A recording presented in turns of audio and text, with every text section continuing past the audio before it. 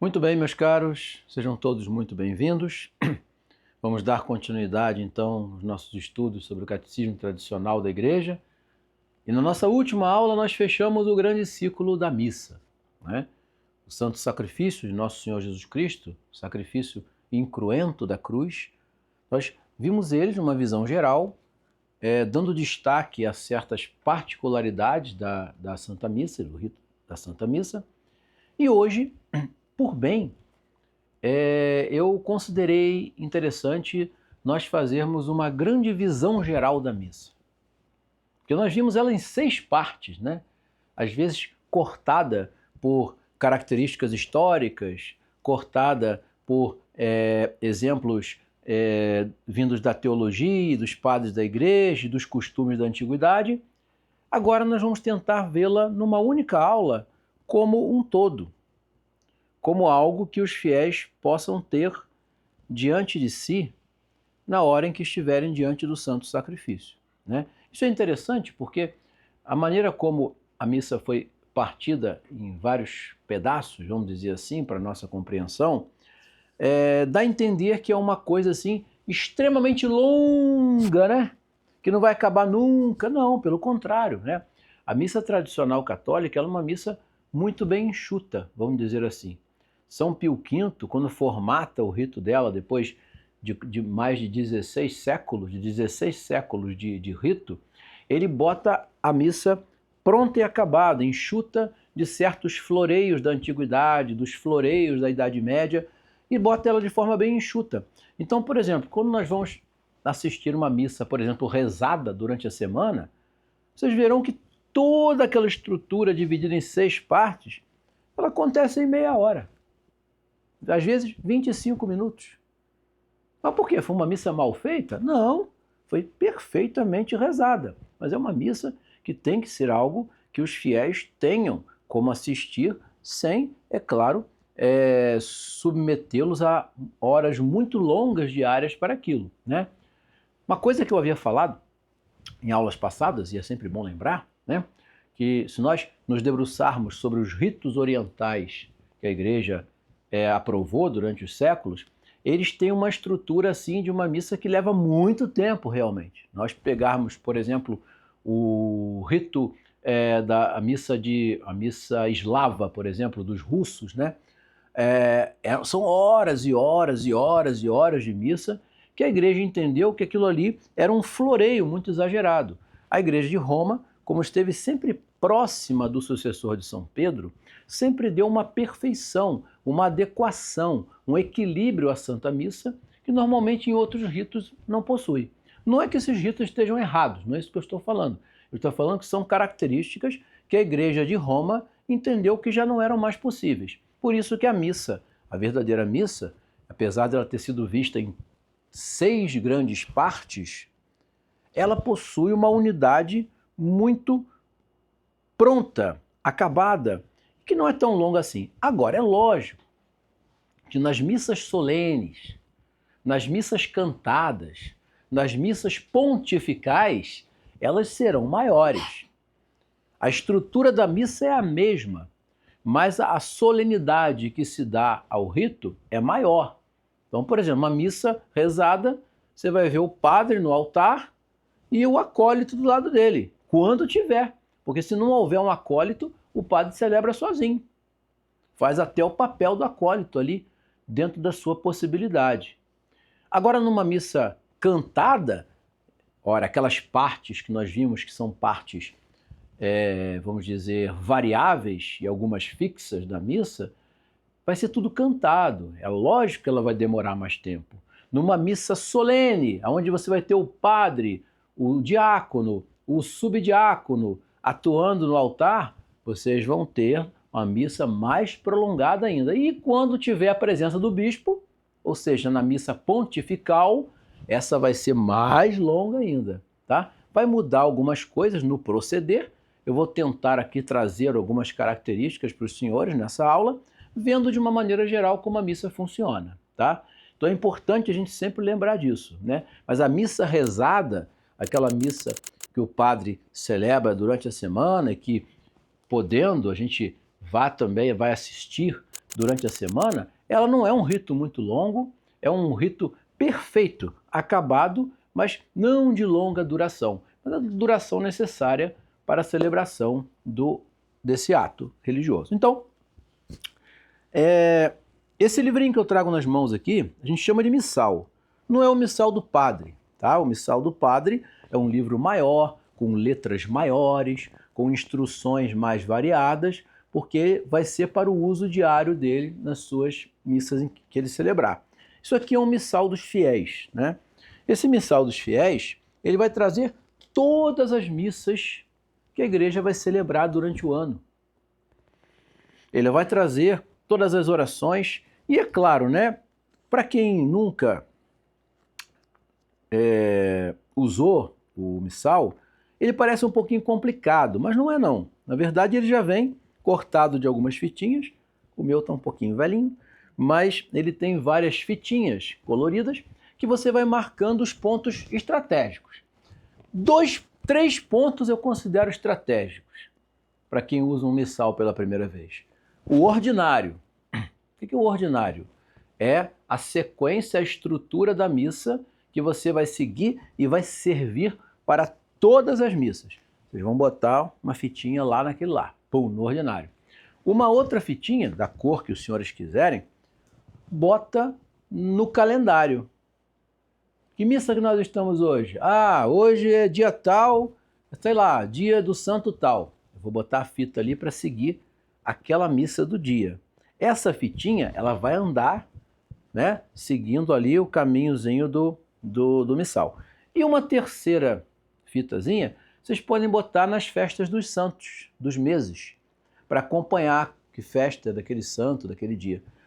Há outras fitas também no missal, que aí os senhores vão aprender a usar durante o tempo, né? Por exemplo, você pode botar uma fita nos prefácios da missa, você pode botar uma fita nas orações próprias dos sacramentos, que fica mais para trás no missal. Ou seja, os senhores vão distribuir conforme o uso que vocês fazem. Mas, em geral, se eu boto uma fita no ordinário e uma fita no calendário do dia, na missa do dia, é só trocar e o ordinário seguir até o final. Cheguei no final da missa, acabou o ordinário da missa, que é a estrutura da missa, eu volto com a fitinha lá para o início da missa.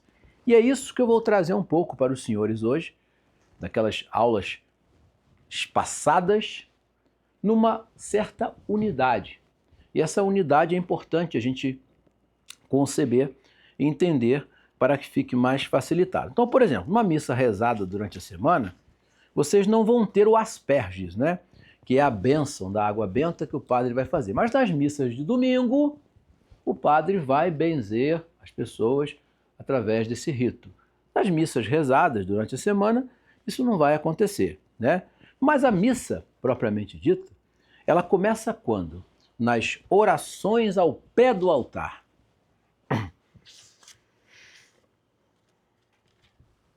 Essas orações ao pé do altar. Por que ao pé do altar? Porque o altar está numa situação mais elevada. Lembra que eu expliquei numa outra aula que o altar sempre tem que ter um degrau, pelo menos um. O ideal é que tenha 3, mas pode ter 2, pode ter 1, às vezes tem até mais. Ou se não tiver nada, tem que ter pelo menos um tapetinho para marcar ali a diferença de onde os fiéis estão pisando e de onde o padre vai entrar, né? Então essas orações são feitas fora desse limite. Essas orações ao pé do altar começam sempre, é claro, com o sinal da cruz, né? Tudo na igreja começa o sinal da cruz. O padre, virado para o altar, ele vai dizer: "In nomine Patris et Filii et Spiritus Sancti, amém". E aí, em seguida, ele vai recitar o Salmo 42. Et intruibo ad altare Dei, ad Deum collectificat juventutem mea, né? Lembrando que ele está diante do altar de Deus, ou seja, ele não entrou ainda vai entrar, mas ele está diante do altar de Deus e é o Deus da sua juventude, né? O sentido aqui de juventude é a juventude da alma, né? A alma sempre renovada pela graça de Deus. Então, isso é, na verdade, uma preparação para o sacrifício. Então ele vai ter aquele longo diálogo, né? em que ele vai falar uma parte do salmo e os fiéis vão responder, acompanhando no missal. Então, as respostas serão assim. O padre vai falar, por exemplo, né? Spera in Deo, coniam aduc confiteburili, salutare vultus mei et Deus meus, né? Que significa isso, né?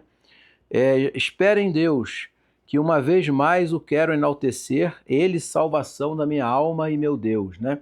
Isso vai ser destacado pelo padre. E qual é a resposta dos fiéis, né? Glória Patri et Filho et Spiritus Santo, sic ut in principio et nunc et semper et in saecula saeculorum. Amém. E novamente ele repete: Intruibo ad altare Dei, de novo, ad Deum collectificatiu ventutem mei. Esse diálogo da preparação da entrada no altar é quase uma forma do padre se colocar diante de Deus, né? Diante do sagrado, diante daquilo que vai ser realizado logo em seguida, né? Passado isso, o que não pode faltar na missa é o pedido de perdão. E se dá justamente no Confiteor. Eu estou botando acento na palavra em latim, mas o latim não tem acento não, tá? É só para facilitar a sílaba, né? O Confiteor, né? Esse Confiteor, ele é a acusação dos próprios pecados, é o pedido de perdão. Eu não sou digno, eu sou pecador. Por isso eu estou pedindo a Deus esse perdão. E o padre vai ter essa atitude antes de entrar no altar. Não dá para se aproximar de Deus nosso Senhor, ser perfeitíssimo, todo-poderoso, nós, né, pecadores, né, não podemos nos aproximar de Deus de qualquer jeito. Esse perdão precisa ser pedido. E o padre vai rezar o Confiteor, e após o Confiteor, ele vai dar a absolvição. Essa absolvição que o padre dá, é sempre bom lembrar, não é para apagar pecados mortais, tá? Ele vai apagar pecados veniais. Os pecados mortais só podem ser perdoados, absolvidos na confissão, tá? Se o indivíduo ali tem algum pecado venial, o pecado venial será perdoado. E o celebrante se inclina novamente e começa como se fosse um segundo diálogo antes das orações que vão introduzir a missa. Passados isso, o padre vai ler o introito. O introito, como nós já vimos, é a apresentação da missa. O introito vai dar a tônica da missa. O introito vai dar o tema da missa. O introito vai dar o motivo pelo qual a missa foi celebrada. Como na última aula nós usamos como exemplo o terceiro domingo do Advento, o introito do terceiro domingo do Advento vai dizer o seguinte, olha que interessante: alegrai-vos sempre no Senhor, de novo digo, alegrai-vos, seja a vossa modéstia patente a todos os homens, porque o Senhor está próximo. Nada vos preocupe, mas em toda oração fazeis subir até Deus os vossos pedidos. Abençoastes, Senhor, a vossa terra e libertastes Jacó do cativeiro. Glória ao Pai, ao Filho e ao Espírito Santo, assim como era no princípio, agora e sempre, por todos os séculos dos séculos. Amém. Repararam que é uma espera do Natal? O introito já está dizendo, estamos esperando o Natal. E ele usa uma palavrinha, no terceiro domingo do Advento, que é a palavra gaudete. Olha aqui que interessante. Gaudete in Domino semper. Alegrai-vos sempre no Senhor. Essa missa ganhou o nome dela. É a missa Gaudete. Ou seja, o nome da missa é a primeira palavrinha que vai surgir ali no missal. Isso é muito interessante. O padre então lê o introito, e ao ler o introito, imediatamente ele partirá para o Kyrie, que é o fragmento da missa que é em grego, né? Como nós vimos. Lido o introito, o Kyrie, Senhor, tende piedade, Jesus Cristo, tende piedade, Senhor, tendo piedade, 3 vezes cada um. Após isso, é a hora de dar glórias a Deus. O padre imediatamente vai puxar o glória. Né? Feito a absolvição, pedido o perdão, introduzido a missa, é a hora de dar glórias a Deus pelo que ainda vai acontecer, tá? Aí o padre vai recitar Glória in excelsis Deum, et in terra pax omnibus bone voluntatis, e o glória vai seguir como uma forma de glorificar a Trindade por conta daquilo que vai ser realizado, né? Então, nós temos aqui na missa, então, Confiteor. Depois do Confiteor, nós temos o Kyriale, né? Chama-se Kyriale, ou Kyrie eleison, né? Perdão. O introito,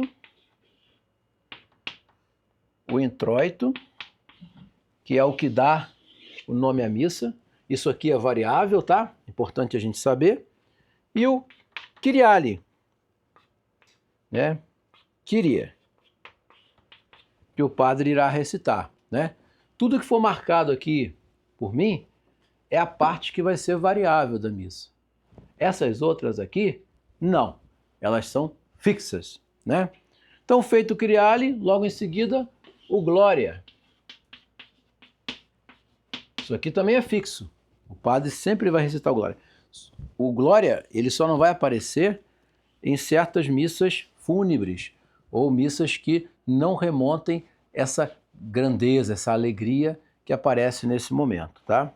Acabado o Glória, o padre reza a coleta. Lembra dela? Essa coleta também é variável. É a oração sacerdotal. É a oração onde o padre vai conclamar, vai puxar dos fiéis as intenções e pedir a Deus por eles naquela missa que vai começar. Passado a coleta, senhores, vem aquela fase interessante, que é a fase da instrução. A instrução é a parte da missa onde nós vamos ter a epístola, onde nós vamos ter o evangelho como partes que vão se modificar. Então, epístola. Essa epístola normalmente é uma carta, né, das epístolas paulinas ou das epístolas católicas, né? Vocês sabem a diferença, né? As epístolas de São Paulo, elas são direcionadas a grupos. Os outros apóstolos escrevem para a igreja inteira. Vocês já repararam isso? É muito curioso. São Paulo escreve para certos grupos e os apóstolos escrevem para a igreja inteira, né? Então vem a epístola. Terminada a epístola, nós temos aqueles 3 momentos, que é o gradual, que tem esse nome porque antigamente era rezado do degrau, né? Por isso gradual. Eu uso essas figuras para a gente não esquecer, tá? O gradual. Feito passado o gradual, o aleluia e o trato. Nem deu aqui, vou botar aqui embaixo. Tracto, em latim, né? O trato, né? O trato, o gradual epístola, gradual trato, né? Isso aqui tudo é variável. Epístola, gradual, o aleluia, tudo vai modificar conforme a missa. E chega então na outra parte da instrução, que é o centro da instrução, o evangelho. Então, por exemplo, o evangelho do terceiro domingo do Advento, qual seria, né? Interessante a gente ver. O evangelho é retirado também de São João, né? Também de São João, eu vou ler só um trechinho. Ele vai dizer assim, né? Continuação do evangelho segundo São João, naquele tempo, os judeus de Jerusalém enviaram sacerdotes e levitas a João perguntando-lhe: quem és tu? Né? Eles vão inquirir São João, né? E ele confessou: eu não nego, eu confesso, eu não sou Cristo, né? Porque alguns estavam pensando que João Batista era o Messias, né? E ele vai deixar claro. Então, o evangelho do domingo, do terceiro domingo do Advento, ele vai marcar justamente essa, vamos dizer assim, essa confissão de São João Batista, dizendo: ó, eu não sou o Cristo que vocês estão esperando, né? Ele vai anunciar quem é o Cristo, né? É a função dele de profeta e de precursor do Salvador, né? Então, isso vai ficar bem claro no evangelho. Então, isso vai mudar. Esse evangelho vai estar sempre mudando. Como que é a nossa maneira de proceder diante da missa. Às vezes as pessoas confundem um pouco. Por exemplo, até esse momento aqui, nós estamos vendo, o padre numa missa rezada, você vai ficar de pé durante todo esse primeiro momento, né? E só vai sentar mesmo durante a instrução, ou seja, durante a epístola, o gradual, o aleluia, o trato, e quando chegar no evangelho, todos se levantam. Por quê? Porque o evangelho significa o estar levantado, significa estar pronto para viver aquilo ali. Isso é habitual. Agora, numa missa solene, o que vai marcar o meu estar sentado ou estar de pé é o padre. Numa missa rezada, o padre não vai sentar hora nenhuma no trono dele. Mas numa missa solene vai. Então o padre está em pé, todo mundo está de pé. A não ser, é claro, em certos momentos específicos. Mas como eu devo me portar? O padre está em pé ainda, eu permaneço em pé. O padre sentou, todo mundo senta. Só quem não vai sentar é o coro, né? E os acólitos, lógico. Mas, em geral, eu olho o que o padre está fazendo nas missas solenes, tá? Então, isso, às vezes, as pessoas confundem um pouquinho, não estão acostumadas, mas a gente pode, aos pouquinhos, ir observando esses detalhes, né? O padre lê o evangelho, passado o evangelho, a homilia. Durante a semana, o padre nem precisa fazer a homilia. Não há necessidade. Ele pode dar umas palavrinhas? Você pode. Mas 5 minutos. Rapidinho. Agora, quando é obrigado a ter uma homilia? Nas missas de domingo, nas missas de festas especiais, aí o padre tem que preparar uma homilia, que também não deve ser gigantesca. São Pio X, ele bateu muito nessa tecla, porque até o tempo de Leão XIII, os padres floreavam umas homilias, né, intermináveis, de 1 hora, 1 hora e 15, e aquilo ali não servia para a instrução de ninguém, acabava confundindo mais. Então São Pio X falou, não, a homilia tem que ser profunda, direta e rápida. Então ele vai acabar com aqueles palavrórios todos meio barrocos, né, que se utilizavam, meio clássicos assim, e o padre vai explicar o evangelho aos fiéis, né, de uma forma melhor, de uma forma mais profunda, nas missas de domingo, onde terão as homilias, tá? Acabado a homilia, todo mundo vai estar sentado, imediatamente depois da igreja instruir todo mundo, o que ela vai cobrar da gente? O que o professor vai cobrar da gente? A matéria dada, não é verdade? O credo. Por que a igreja puxa o credo logo em seguida? Para dizer, eis aqui o que nós devemos crer. Aí ele vai rezar o credo. O credo que aparece na missa é o símbolo niceno-constantinopolitano. Não é o credo do terço. O credo do terço é o credo dos apóstolos. Qual a diferença? O credo dos apóstolos foi feito pelos apóstolos. O símbolo niceno-constantinopolitano, ele foi sendo montado conforme a necessidade da igreja para combater as heresias. Então apareceu uma heresia contra o Espírito Santo, a igreja ia lá e pau, botava um trecho do Espírito Santo. Apareceu uma heresia contra a natureza divina de Cristo, pau, ela botava lá o trecho para frisar aquilo.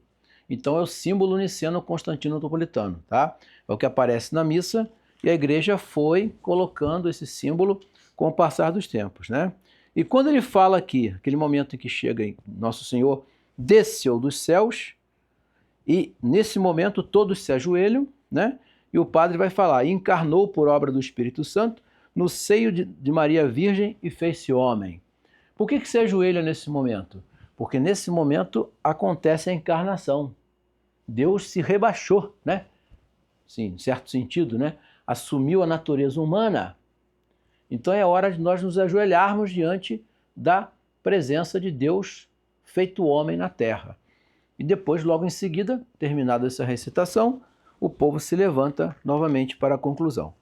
Passado essa fase, termina a fase de instrução, todo mundo já rezou o credo, agora vem o ofertório, né? Então aqui, ó, é importante a gente lembrar que após a instrução, o credo, né? Está aqui. Então, passado esse tempo aqui, que é a instrução, o credo, aí começa uma outra fase da missa, que é o ofertório. Era a hora de preparar as oblatas. É a hora de oferecer a Deus aquilo que será sacrificado, tá? E o ofertório, então, esse começo do ofertório será marcado sempre com a saudação Dominus vobiscum. E a resposta et cum spiritu tuum, ou seja, o Senhor seja convosco e também com o teu espírito, tá? Porque o sentido é sempre esse, né? O sacerdote diz, o Senhor esteja convosco. E vocês respondem, e com o teu espírito também, porque afinal de contas sois vós que vai é o Senhor que vai oferecer o sacrifício por nós. Então a resposta tem que condizer com aquilo que o padre está oferecendo, né? Então vem o ofertório, né? Passado isso, o ofertório, que é a outra parte variável. E sempre vai ter o sentido de quê? De algo do que vai ser oferecido naquele dia. É o início da preparação para as oblações, que serão seguidas nas missas solenes de incensação. Haverá incensação em todas as missas? Não. Nas missas rezadas não tem incensação, né? Mas nas missas solenes, nas missas cantadas, nas missas pontificais, tudo terá incensação. Mas as orações que o padre segue, que nós vimos em outras aulas, serão realizadas nesse momento dentro daquela parte que é a oferta das oblatas. Uma vez que está preparado o que vai ser oferecido, o padre vai realizar um pequeno lavabo, ou seja, ele vai purificar-se para aquilo que ele realizar. Tudo isso dentro do ofertório, tá?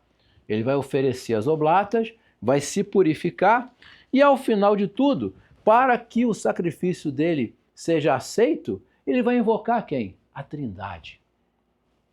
Ele vai invocar a Santíssima Trindade na oração Suscipit, né?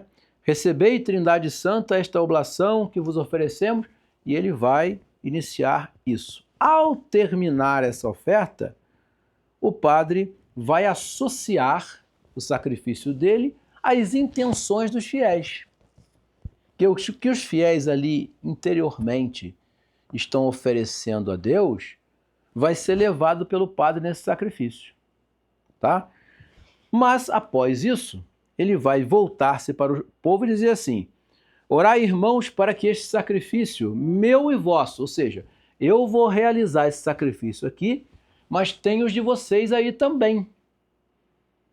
Então, rezai para que este sacrifício, meu e vosso, seja aceite por Deus Pai Onipotente. E aí todos vão responder: receba, o Senhor, das tuas mãos este sacrifício para o louvor e glória do seu nome, para o nosso bem de toda a Santa Igreja. Respondido isso, você vai ter a oração secreta. Chama-se secreta e também é variável, porque o padre vai recitar em voz baixa. Tá? A oração tem esse caráter de segredo. Ela vai ser recitada em voz baixa. Quando ele acaba a secreta, aí vem a principal parte da missa. Agora é para todo mundo ficar atento, hein? Se o pessoal estava meio distraído antes, agora é hora de mudar isso. Porque nós vamos entrar no cânon. Posso apagar aqui? Todo mundo copiou? Tô brincando. Nós vamos entrar na parte do cânon.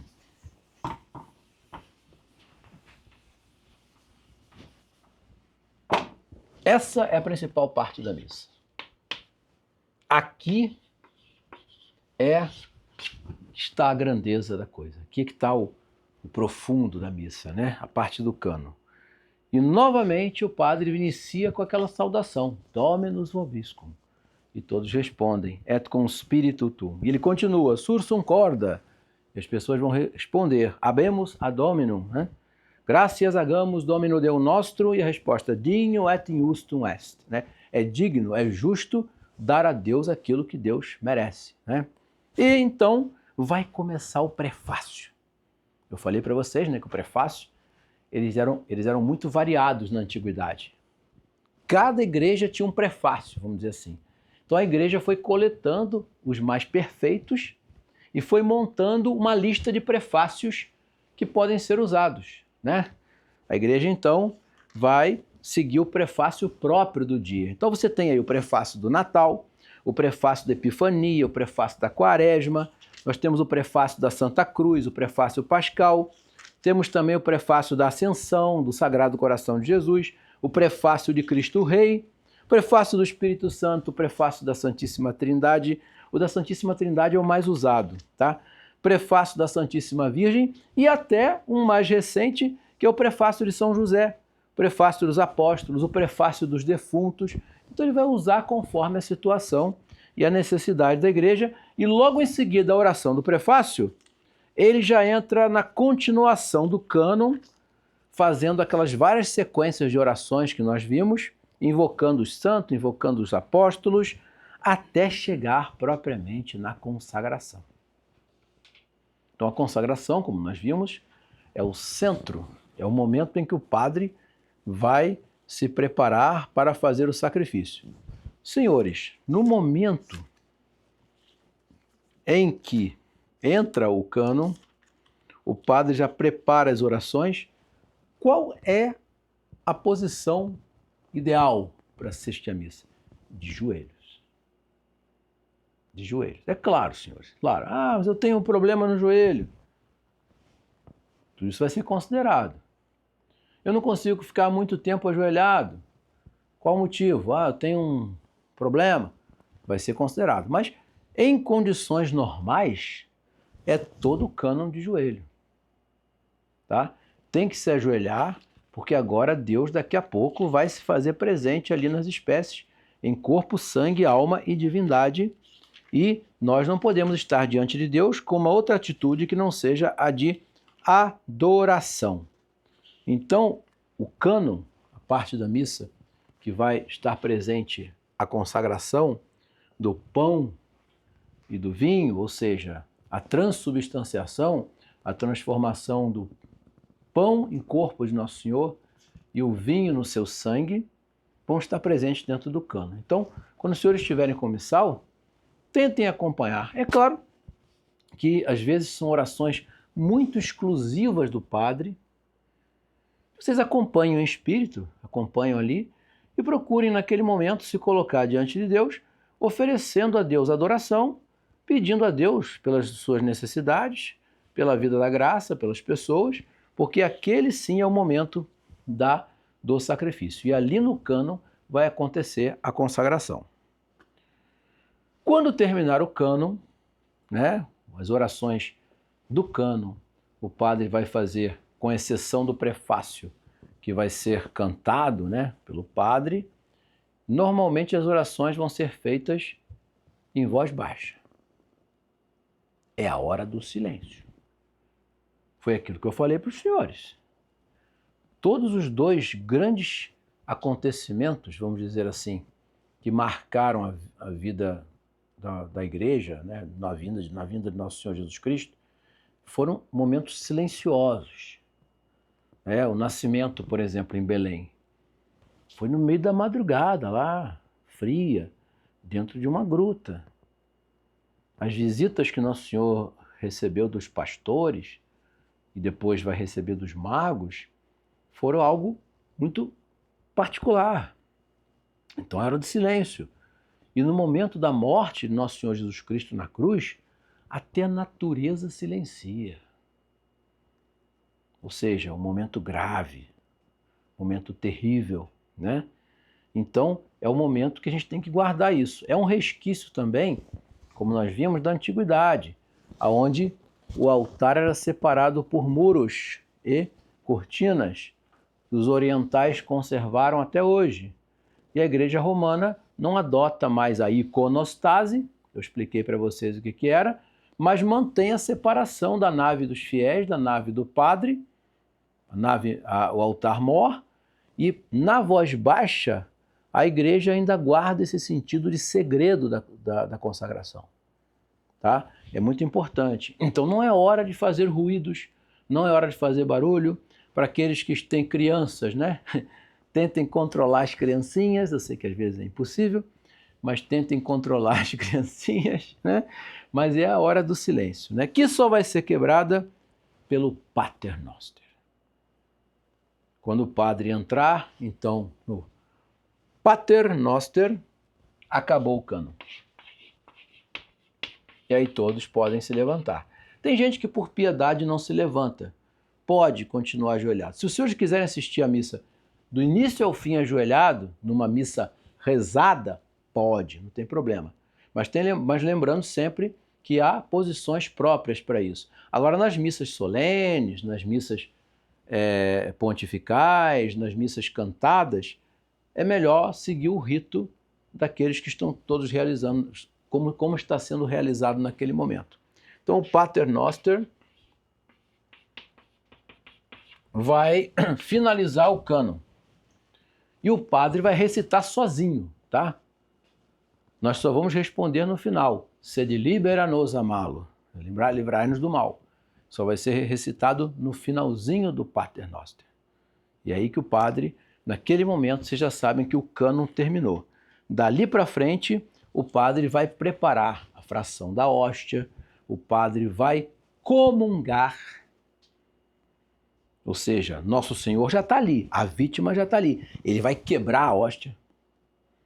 Por que que quebra? Porque morte significa separação do corpo da alma. Lembra disso? Então separa, clete. Ou seja, a alma se separou do corpo. Aí quando ele joga dentro do vinho, uma das partículas, o corpo se encontra de novo. Ou seja, Nosso Senhor ressuscitado.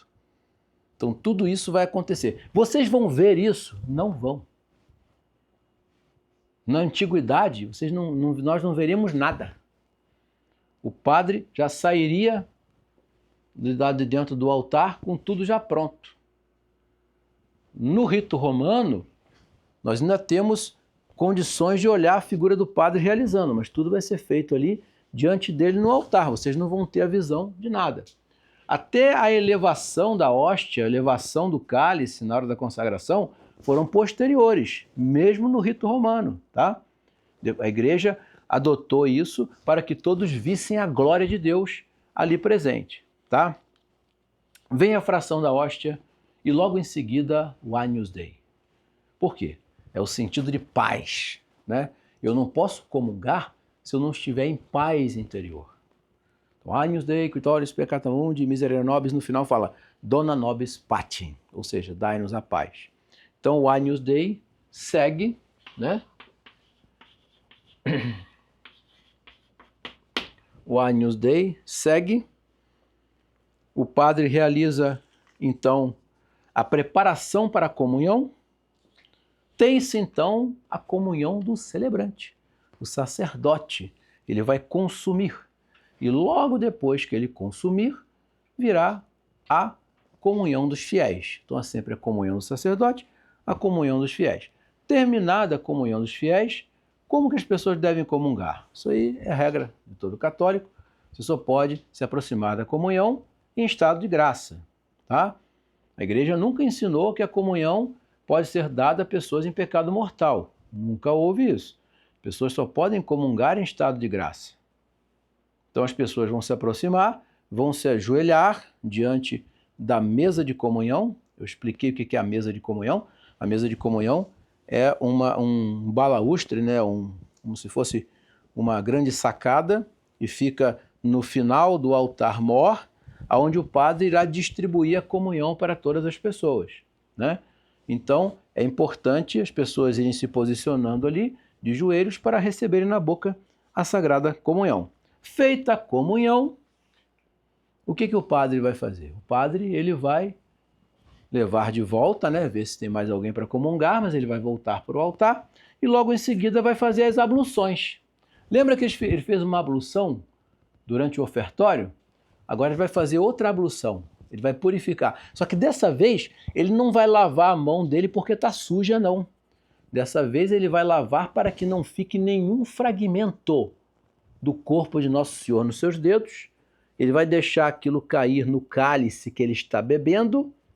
E depois de tudo purificadinho, ele vai tomar aquilo ali para que não sobre nada de Nosso Senhor, nem nos dedos dele, nem no cálice. Ele vai ter esse cuidado lá na hora para que isso não aconteça. E é por isso que a comunhão tem que ser dada na boca. Porque na boca vai passar da mão do padre para a sua língua. Se eu colocar na sua mão, eu vou deixar fragmento. E o fragmento do corpo de Nosso Senhor é ficar na mão, a gente vai bater com a mão no bolso. Não pode. Não pode. Por isso que a igreja entendeu que o melhor é dar na boca, tá? É um motivo que é muito claro para nós. Se o padre, ele toma todo esse cuidado de abluções para que não fique nenhum resquício nas mãos dele, por que nós vamos poder ficar com esses resquícios nas mãos? Não faz sentido, né? O padre faz suas abluções, vem então a comunhão, a pós-comunhão. Depois da pós-comunhão segue a despedida, o último evangelho, que nós vimos na última aula. Após o último evangelho, as orações acrescidas à missa por Leão XIII, depois por São Pio X, para formatar a cerimônia. Reparem, nessa visão da cerimônia da missa, ela não parece mais tão longa como nas aulas que nós vimos separadamente em 6 pedaços. Por quê? Foi colocado de forma separada para a gente entender a estrutura da missa, para entender aquilo que a missa traz de informação para nós, o que a missa traz de grandeza espiritual para nós, o que a missa traz de profundo nesse significado de novamente realizar a morte de Nosso Senhor Jesus Cristo, ou seja, o sacrifício de forma incruenta. Tá? Interessante a gente ver isso, porque a estrutura da missa ela é perfeita nesse sentido. Ela foi justamente preparada pela igreja justamente para que todo o ato sacrificial de Nosso Senhor associado a toda a sua paixão e a sua vida fossem demonstrados na cerimônia. Então, a igreja junta essas partes que nós vimos separadas e está formado o santo sacrifício da missa. Há outra coisa que a gente precisa saber sobre a missa também, que o sacrifício de Nosso Senhor na cruz, ele é um só, tá? Mas ele se realizou de 3 modos. Cuidado com isso. Não são 3 missas, não são 20 missas. É um só sacrifício. Várias missas, mas um só sacrifício. E há 3 modos desse sacrifício ser realizado. Quais são esses 3 modos? Primeiramente, de forma sacramental na última ceia. Nosso Senhor antecipa o sacrifício da cruz para a última ceia com os apóstolos. Outro modo dela ser realizada é no Calvário, de forma cruenta, realizando, enfim, o ato redentor e a primeira Santa Missa. E o terceiro modo são nas missas que acontecem pelo mundo inteiro. É o mesmo sacrifício, mas 3 modos dele ser realizado. Estão inteiramente interligados. O sacrifício da cruz está eucaristicamente na última ceia, sacramentalmente na última ceia, e está acontecendo novamente nas missas. Isso está intimamente ligado, não são coisas separadas. Mas a missa em si é o sacrifício da cruz. Isso que é importante a gente deixar claro, porque nas próximas aulas nós não vamos mais tratar da missa, né? Nós vamos tratar das outras atividades litúrgicas públicas da Igreja Católica. Mas, para a gente fechar a missa de uma forma que eu considero brilhante, vou trazer um artigo para os senhores falando sobre a missa, escrito por Gustavo Corsão. Corsão, que vocês sabem, né? Foi fundador da Permanência, foi também membro do Centro Dom Vital e foi um dos maiores intelectuais católicos que o Brasil já conheceu. Só que, devido à revolução que tomou conta tanto da sociedade como também dentro da igreja, Corsão foi, de alguma maneira, jogado de lado. Mas a profundidade com que ele analisou essa questão da missa, eu achei interessante trazer esse pequeno trechinho, profundo e grande, vamos dizer assim, escrito por um gênio, que foi Gustavo Corsão. Pois bem, Nosso Senhor, então, Corsão está falando da missa, e ele vai lembrar, naquele momento, da última ceia, né? Aquele momento da última ceia, as pessoas, quando se lembram de ceia, naturalmente a gente remonta a uma festa, não é? Ceia de Natal, ceia de Réveillon, ceia de aniversário, sei lá. Nesse sentido aqui, não havia nada de alegre ali. Ali era um testamento de alguém que ia partir, ia morrer. Era como se um pai reunisse os filhos para dizer, olha, eu vou morrer, eu vou deixar para vocês isso aqui, ó. Vocês têm que cuidar disso aqui depois da minha morte. Vocês têm que fazer isso aqui no meu lugar. Tem alguma coisa alegre nisso? Não. E aí Corsão vai falando sobre esse momento. E ele chama o leitor. O bom de Corsão, para quem já leu Corsão, e Corsão ele conversa com a gente na sua leitura. Ele conversa com aquele que está lendo e ele fala assim, olha que maravilhoso. Agora atentai, amigo leitor, nesta evidência, que de tão evidente se tornou obscura a nossa cansada e turva inteligência das coisas de Deus. Há hoje todo um esforço de covardia e traição universal para conjurar o insuportável espetáculo da cruz e então para fugir à visão daquele divino para-raios da cólera divina, para tirar os olhos do sangue, inventaram um recurso aonde se transforma de fazer a missa derivar de uma festa. Não é.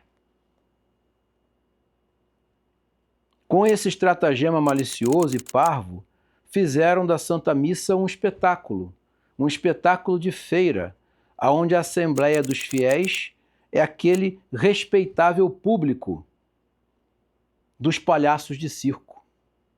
Não há nada mais infinitamente distante da ceia, onde o Cristo Jesus começou a padecer moralmente para continuar no horto e terminar na cruz. Não há nada mais afastado, quase digo mais oposto da ceia, do que essa difundida forma de missa, onde com o pretexto de cativar alguns e intuito inconsciente, a Santa Missa se transforma numa grande alegria. Nem é de boa doutrina pôr na ceia do Senhor uma tônica de amizade alegre. O mundo frívolo, cheio de pruridos, não suporta a tensão da gravidade do cristianismo, que nunca fez questão de ganhar adeptos e salvar almas com convescotes e patuscadas. Convescote é a piquenique, tá? Patuscada é uma reunião barulhenta. A ceia do Senhor, por pouco que meditemos, é um fato mais terrível e trágico da história. Do lava-pés até a oração sacerdotal, domina de tal modo a figura, de um modo que toda a iconografia não consegue transmitir, que é o caso de perguntarmos se o abuso das celebrações de permitidas passaram a obrigatórias não é um índice de depressão espiritual do nosso tempo. O que Corsão está enxergando aqui? Vamos esconder a morte. Num modo reduzido, vamos fingir que a morte não existe. Vamos fingir que o sofrimento é algo passageiro.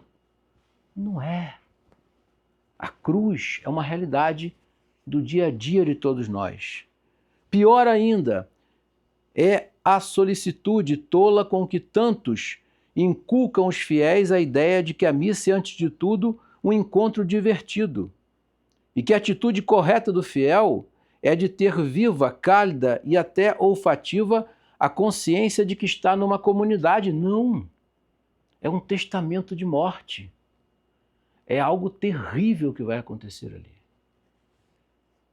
Então, senhores, o artigo de Corsão fala justamente sobre a primeira missa, né? Analisando a primeira missa. E ele, nesse artigo, ele deixa claro que, diante do que nós vimos aqui nessas 6 aulas, 7 agora com essa, né? Sobre a missa, aquilo ali é um momento terrível. Se a igreja não colocasse a sua beleza, a beleza da sua liturgia, não montasse a estrutura da missa para que ela seja bela nos seus cantos, nos seus paramentos, nas suas ornamentações, se nós víssemos a missa como Santa Maria Madalena viu, como São João viu, nós não suportaríamos. É terrível. E esse terror já começa na ceia. Nosso Senhor não está ali dando parabéns a ninguém, nem festejando com ninguém. Ele está dizendo, eu vou morrer, tá? Mas vocês vão ter que repetir isso aqui, porque isso aqui é o meu corpo, isso aqui é o meu sangue. E daqui a pouco eu vou repetir o que sacramentalmente vocês estão vendo em cima do Calvário. Então, senhores, é com esse espírito que a gente tem que estar diante da celebração da Santa Missa e tirar do fato de nós estarmos diante do Calvário todas as graças necessárias para a nossa salvação. Perfeito, meus caros? Alguma dúvida? A respeito das epístolas paulinas que o senhor falou? Sim. As cartas aos Coríntios são uma epístola? Sim, sim, Epístolas? sim, epístola. É uma epístola paulina, né? Uhum. Ele dedica sempre a grupos, ou pessoas, né? Tem umas epístolas de São Paulo que são a Tito, né? A Filemon, né? E Timóteo, né? E há outras que são a grupos específicos. São epístolas paulinas, tá? Agora, São Tiago, né? Tem uma epístola. São Pedro, São Judas também tem uma epístola. Eles já direcionam a igreja. Curioso isso, por isso que são chamadas de epístolas católicas, tá? Ok? Então, meus caros, na próxima aula a gente continua na liturgia, mas agora nas outras liturgias públicas da igreja. Vamos encerrar com uma oração. Nosso auxílio está no nome do Senhor, do céu e da terra. Do Pai, do Filho e do Espírito Santo. Amém. Gostou dessa aula? Quer assistir a próxima? Ela já está disponível para você. Entre para membros.centrodombosco.org.